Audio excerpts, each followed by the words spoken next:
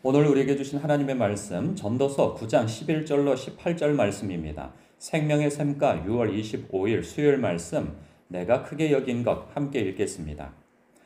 내가 다시 해 아래에서 보니 빠른 경주자들이라고 선착하는 것이 아니며 용사들이라고 전쟁에 승리하는 것이 아니며 지혜자들이라고 음식물을 얻는 것도 아니며 명철자들이라고 재물을 얻는 것도 아니며 지식인들이라고 은총을 입는 것이 아니니 이는 시기와 기회는 그들 모두에게 임함이니라.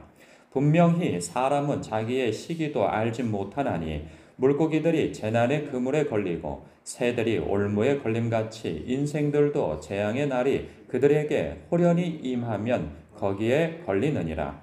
내가 또 해 아래에서 지혜를 보고 내가 크게 여긴 것이 이러하니 곧 작고 인구가 많지 아니한 어떤 성읍에 큰 왕이 와서 그것을 애워싸고 큰 흉벽을 쌓고 치고자 할 때에 그 성읍 가운데에 가난한 지혜자가 있어서 그의 지혜로 그 성읍을 건진 그것이라.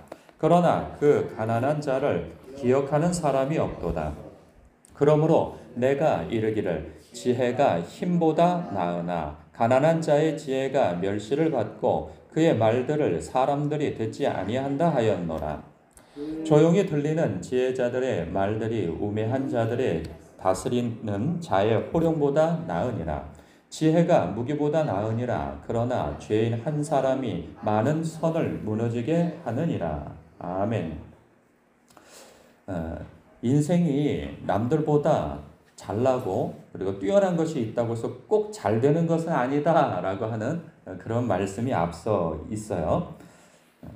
우리도 살다가 보면은 이 경험적으로도 그런 일들이 보이죠. 저는 좀 충격적인 것이 있었는데 뭐 그렇게 뭐 따져보면 그렇게 충격적인 것도 아닌데 제가 학창 시절에 저희 반에서 굉장히 공부를 잘하던 친구가 있었어요. 반에서 1등하고 뭐 전교에서는 뭐 2, 3등하고 했던 친구고 굉장히 노력파이고 막 그런데 졸업하고 난 다음에 꽤 오래 시간이 지나서 그 친구를 이제 만나게 됐어요, 우연히. 그런데 난 그 친구가 잘 될 줄 알았어요.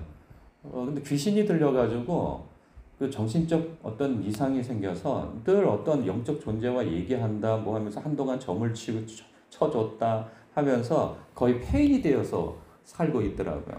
그런가 하면 또 어떤 친구는 그 고등학교 때 그 친구는 아닌데 그 친구도 꽤 공부도 잘하고 뭐 학교에서 잘 나가던 친구였죠.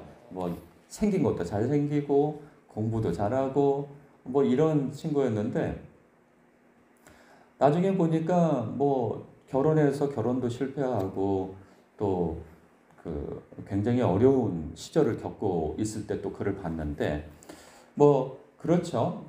그게 모든 사람이 다 그런다는 것은 아니지만 오늘 말씀에서도 내가 다시 해 아래에서 보니까 사람들이 뭐 지혜가 있고 남들보다 뛰어나고 뭐 잘 나가는 그 어떤 남다른 점이 있다고 해서 꼭 인생이 잘 되는 건 아니다라는 이야기를 하고 있어요. 그러면서 그 이유에 대해서 이는 시기와 기회는 그들 모두에게 임함이니라. 이 시기와 기회라는 말이 무슨 말일까 싶은 생각이 들어요. 그런데 이 시기라는 것이 12절에 설명이 되어 있어요. 분명히 사람은 자기의 시기도 알지 못하나니 그러면서 비유를 들어서 물고기들이 재난의 그물에 걸리고 새들이 올무에 걸림같이 뭐 물고기를 손으로 잡는 게 쉽습니까? 쉽지 않아요. 물고기도 손으로 잡는 거 쉽지 않습니다. 그런데 그 물고기도 그물에 걸리고 새들도 올무에 걸리는 것처럼 재앙의 날이 그들에게 호련히 임하면 거기에 걸리느니라. 그러니까 시기는 무엇이냐? 재앙의 날이라는 거죠. 사람에게 있어서 기회, 즉 삶의 기회가 있다는 거예요. 그래서 남들보다 잘 되는 그 무엇이 있는 거예요. 그러나 그 사람에게 있어서 일어나는 재앙을 알 수 없다는 말씀도 하고 있어요.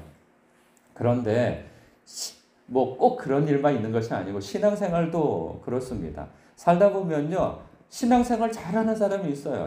하나님을 경외하고 사랑하고 그러는데 아니 잘 되지 않는 경우들이 있단 말이에요. 우리가 볼 때. 심지어는 그렇게 하나님께 모든 것을 걸고 그리고 하나님을 경외하고 사랑하고 그러는 마음에서 선교하다가 뭐 물에 빠져서 죽었다는 소식도 들려오고, 그리고 뭐 비행기 타고 가다가 사고, 자동차 몰고 가다 선교지에서 사고가 나서 그냥 허망하게 죽게 되어지는 일들도 일어나고, 그렇게 열심히 목회를 하고 주님의 몸된 교회에서 일을 하고 그럼에도 불구하고 사모님이 덜커덕 쓰러져 가지고 그 거의 식물인간처럼 되어지고, 목사님도 갑자기 어떤 사고를 당하다든가 뭐 이런 일들로 인하여서, 뿐만 아니라 성도들에게서도 그런 일들이 일어나죠.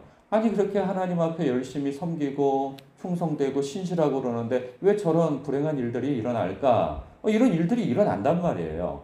그러니까 예수님 잘 믿는다고 하여서 그냥 모든 일들이 잘 되고 이러면 얼마나 좋아요. 예?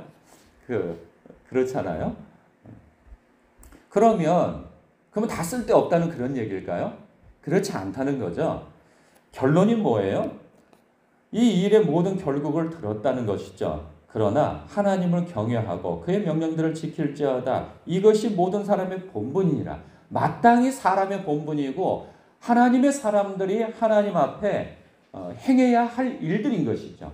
그러나 이 모든 끝이 언제예요? 우리가 살다가 이 세상에서 잘 되고 안 되고 하는 것이 전부는 아니라는 거예요.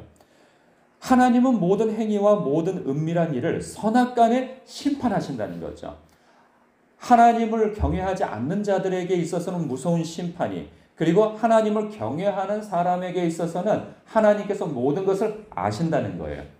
아셔서 그들에게 하늘의 상과 그리고 영광스러움이 있음을 약속하고 있는 거예요. 그러니 우리가 이 세상에서, 저도 아이를 교육할 때 그렇습니다. 이 아이들이 공부를 잘하고 하여서 지금 남들보다 뛰어난다고 하여서 그 아이들이 꼭 잘 되라는 법은 없는 거예요. 그래서 인생은 모르는 거예요. 그렇기 때문에 이 아이들한테 꼭 가르치고 싶은 것이 무엇이냐면 하나님을 경외하는 것이죠. 신앙이 중요한 것이고, 그리고 이 아이에게 있어서 기독교적 가치관을 가지고 무엇이 중요한 것인지 하나님 안에서 그것을 가르치는 것이 저의 교육의 목적이고 아버지로서의 행할 일이며, 또 목사로서 성도들을 인도해 가야 할 지점이라고 저는 생각합니다. 네. 그런 부분에 있어서 우리가 꼭 기억해야 하는 것은 무엇이냐? 범사의 하나님을 인정하라는 것이죠. 그리하면 그가 지도하실 것이다. 설령 내 감정이, 내 환경이 그것을 의심할 만한 일이 생긴다 할지라도, 그러나 하나님은 영원하시며 하나님은 하나님이시며 그 하나님을 경외하고 따르는 것이 우리의 삶의 본분이다 라는 것만큼은 꼭 기억을 해야 한다는 사실입니다. 그런가 하면 13절부터 18절까지 보면 이것은 이 지혜로운 자가 있는데, 이 지혜로운 자가 그 사람의 그 배경 때문에 무시를 당한다 하는 이야기가 있어요.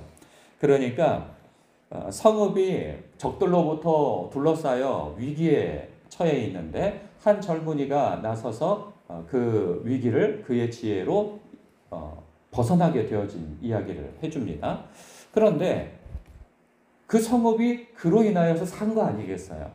그런데 문제는 뭐냐면 그가 가난한 자라는 거예요.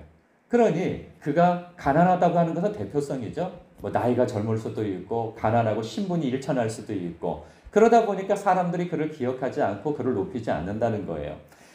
그가 사람들보다 나이도 있고 혹은 그 배경도 좋고 남들보다 뭔가 그 위치도 뛰어난다고 한다면 사람들이 그에 대해서 추앙하고 그리고 높이고 인정하고 그럴 텐데, 나이도 젊고 그리고 가난하고 또 그리고 그 지위, 사회적 지위도 낮고 이러니까 그를 인정하려고 들지 않고 일천하게 여긴다는 것이죠.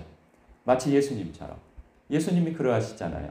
예수님은 몰락한 왕가에서 태어나시고 그리고 아버지 없이 자라난 그런 호로 자식처럼 보이고 배움도 일천하고 그 집안이 가난하고 하니 그가 메시아라고 아무리 기적과 가르침이 있어도 사람들이 믿으려고 하지 않는 것이죠. 마치 그런 것처럼 사람에 대하여서 그런 선입견과 부정적 판단을 갖게 되어진다는 거예요.